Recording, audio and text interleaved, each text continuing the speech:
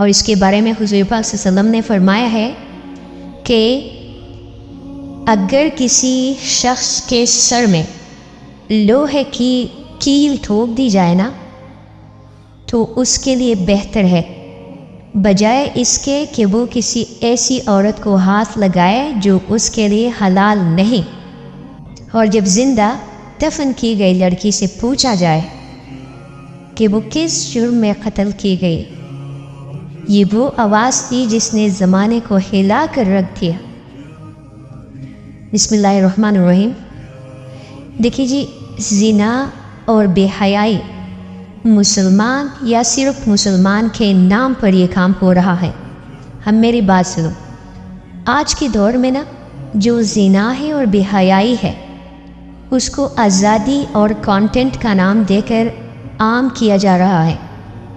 وہ لوگ جو خود کو مسلمان کہتے ہیں باہر سے اردو بولنے والے ہوتے ہیں اور ہمیں لگ رہا ہوتا ہے کہ یہ کسی شاید مسلمان فیملی کے لوگ ہیں، مگر اندر سے ایمان اور اسلام سے خالی لوگ اپنی عزتیں نیلام کر رہے ہیں اور دوسروں کو بھی اسی راستے پر چلا رہے ہیں۔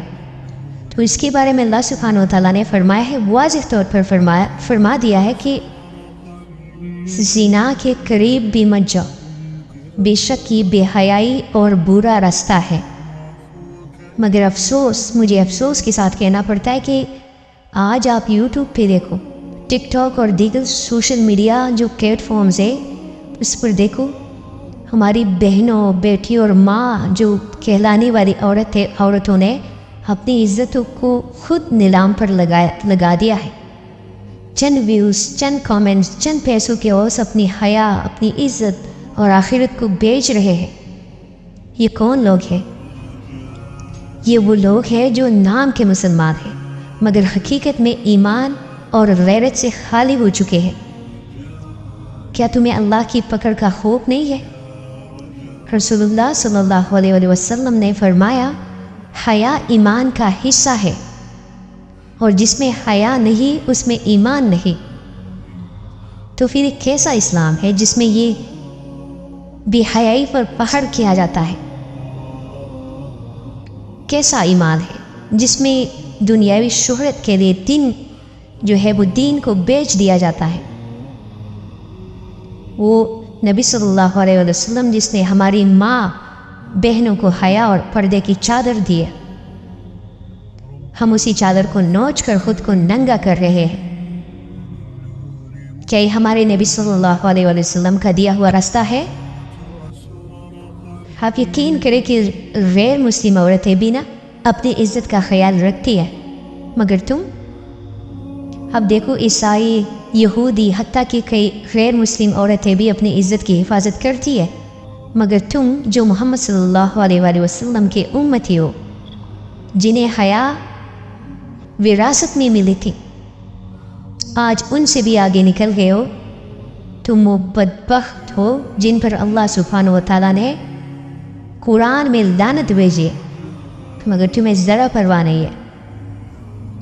سورہ النور میں اللہ سبحانہ و تعالیٰ فرماتا ہے کہ بے شک جو لوگ یہ چاہتے ہیں کہ ایمان والوں میں بے حیائی پھیلے، ان کے لیے دنیا اور آخرت میں دردناک عذاب ہے۔ تو کیا چند ویوز، شہرت اور پیسہ قیامت کے دن تمہیں بچا سکے گی؟ جس دن زمین گواہی دے گی، ہاتھ بولیں گے، آنکھیں گواہی دے گی اور زبان خاموش ہوگی، اس دن تم اپنے ان گناہوں کو چھپا سکو گے؟ وہ لڑکیاں جو آج اپنی بول تصویریں اور نازیبہ ویڈیوز سوشل میڈیا پر ڈال کر مردوں کو بہکاتی ہے، قیامت کے دن وہ ایک ایسے کنویں میں ڈال دی جائے گی جہاں وہ چیختی رہے گی مگر کوئی مدد کے لیے نہیں آئے گا۔ رک جاؤ، اللہ سبحانہ و تعالیٰ کے قہر سے ڈرو۔ یہ فالوورز، یہ پیسہ، یہ شہرت تمہیں قبر میں بچانے نہیں آئیں گے۔ توبہ کرو، ورنہ اللہ سبحانہ و تعالیٰ کی پکڑ بہت سخت ہے، ایسی سخت ہے کہ تمہاری چیخیں بھی عرش تک نہیں پہنچ سکے گی۔ یہ چند لمحوں کی خوشی ہے، مگر جہنم کی آگ کبھی ٹھنڈی نہیں ہوگی۔ آپ کو پتہ ہے کہ اسلام میں نا زنا کو ایک سنگین گناہ اور قرآن اور حدیث میں اس کی سخت ممانعت کی گئی ہے۔ زنا صرف یہ نہیں ہے کہ مطلب زنا بالحقیقت ہو، وہ زنا جس میں مرد اور عورت کے درمیان شرعی نکاح کے بغیر جسمانی تعلق قائم ہو، صرف وہ نہیں ہے، یہ بدکاری کا سب سے سنگین درجہ ہے اور اس پر سخت شرعی حد مقرر کی گئی ہے۔ آپ کو پتہ ہے زنا بالنظر بھی ہے، کسی غیر محرم کو شہوت کی نظر سے دیکھنا بھی زنا کے زمرے میں آتا ہے۔ نبی صلی اللہ علیہ وآلہ وسلم نے فرمایا، آنکھوں کا زنا نظر ہے، زبان کا زنا فحش باتیں ہے، ہاتھ کا زنا کسی غیر محرم کو چھونا ہے، اور پاؤں کا زنا کسی غیر حرام جگہ جانے کے لیے چلنا ہے۔ یہ صحیح مسلم کی حدیث ہے۔ زنا جو گفتگو کا زنا ہے نا، غیر محرم سے کوئی فحش گفتگو یا چھیڑ چھاڑ کرنا، نرم لہجے میں غیر محرم سے بات کرنا، پھر اس کے بعد زنا باللمس ہے، چھونے کا زنا، کسی غیر محرم کو شہوت کے ساتھ ہاتھ لگانا یا اس کے ساتھ جسمانی قربت اختیار کرنا۔ اور اس کے بارے میں حضور پاک صلی اللہ علیہ وسلم نے فرمایا ہے کہ اگر کسی شخص کے سر میں لوہے کی کیل ٹھوک دی جائے نا تو اس کے لیے بہتر ہے بجائے اس کے کہ وہ کسی ایسی عورت کو ہاتھ لگائے جو اس کے لیے حلال نہیں۔ سوچو، یہ حدیث اس بات کو واضح کرتی ہے کہ غیر محرم کو ہاتھ لگانے کا گناہ کتنا بڑا شدید ہے، اور یہ صرف ہاتھ لگانے والا گناہ نہیں ہے، جو میں نے اقسام بیان کیے ہیں نا، یہ سارے انکلوڈڈ ہیں اس میں، کیونکہ وہ بھی زنا ہی ہے۔ تو میرے بہنوں، میری ماؤں، میری بیٹیوں، آج یقین کریں میری زبان کانپ رہی ہے، دل میرا لرز رہا ہے، آنکھ اشک بار ہے، میں کیسے بیان کروں وہ درد جو میرے سینے میں سلگ رہا ہے۔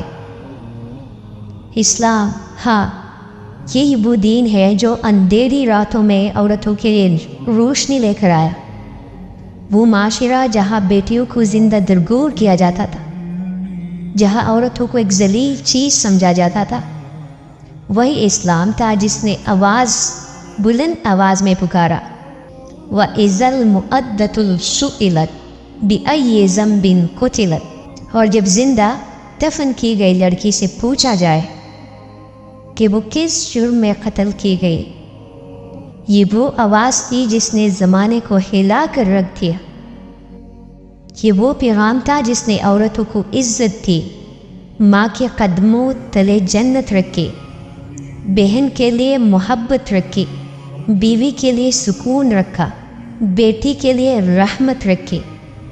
لیکن آج کا دور تو وہی عورت جس کو اسلام نے عزت دی، آج اسے ذلیل کیا جا رہا ہے، اس کے حقوق کو پامال کیا جا رہا ہے۔ وہ ماں جو ساری رات جا کر اپنی اولاد کے لیے دعائیں مانگتی ہے، وہی ماں آج بڑھاپے میں بے یار و مددگار کسی کونے میں پڑی سی سک رہی ہے۔ وہ بہن جو بھائی کی غیرت ہوا کرتی تھی، آج بازاروں میں نیلام ہو رہی ہے۔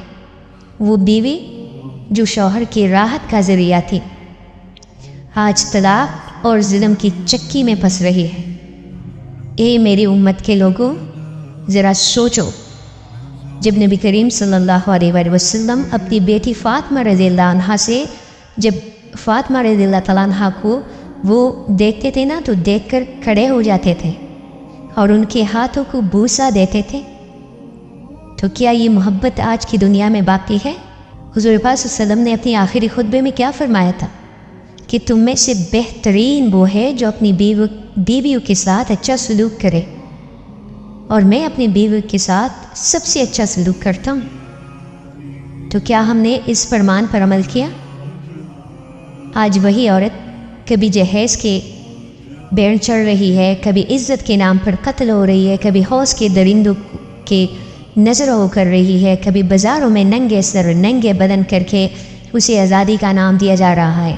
اللہ کی قسم، یہ آزادی نہیں ہے، یہ غلامی ہے۔ اسلام نے عورتوں کو جو مقام دیا ہے وہ کسی اور مذہب یا کسی اور نظام سے نہیں دیا، اسلام نے اسے ماں بنا کر جنت کی ضمانت دی ہے، بیٹی بنا کر رحمت کا اعلان کیا ہے، بہن بنا کر محبت کی نشانی بنایا، بیوی بنا کر عزت اور سکون کا ذریعہ بنایا۔ تو پھر کیوں آج عورت اپنی پہچان کھو رہی ہے؟ کیوں وہ اپنے رب کے دیے گئے حقوق سے بے خبر ہے؟ کیوں اسے اس دین سے دور کیا جا رہا ہے جس نے اسے سب سے زیادہ عزت دی ہے؟ میری بہنوں، اٹھو، اپنے اس مقام کو پہچانو جو اللہ سبحانہ و تعالیٰ اور اس کے رسول صلی اللہ علیہ وآلہ وسلم نے عطا کیا ہے۔ اپنے آپ کو اس معاشرے کے دھوکے سے بچاؤ جو تمہیں صرف ایک چیز سمجھ کر استعمال کرنا چاہتا ہے۔ اپنے حجاب کو مضبوطی سے تھام لو، اپنی عزت کو بیچنے والوں کے خلاف کھڑی ہو جاؤ، اپنی رب کی پکار سنو، ورنہ وہ دن قریب ہے جو تمہاری عزتوں کو نوچنے والے یہی ظالم ہاتھ اٹھا کر کہیں گے کہ کاش ہم نے اللہ سبحانہ و تعالیٰ اور اس کے رسول صلی اللہ علیہ وآلہ وسلم کی بات مان لی ہوتی۔ میری بہنوں کو، ماؤں کو، میری بیٹیوں کو وہ شعور عطا کری اللہ سبحانہ و تعالیٰ، وہ ہدایت عطا کر کے وہ اپنی عظمت کو پہچانے۔ ہمیں اس معاشرے کی زنجیروں سے آزاد کر دے میرے رب، ہمیں دوبارہ اس مقام پر لے جا جہاں پر فاطمہ، خدیجہ اور عائشہ اور حفصہ کڑی تھیں۔ یا اللہ سبحانہ و تعالیٰ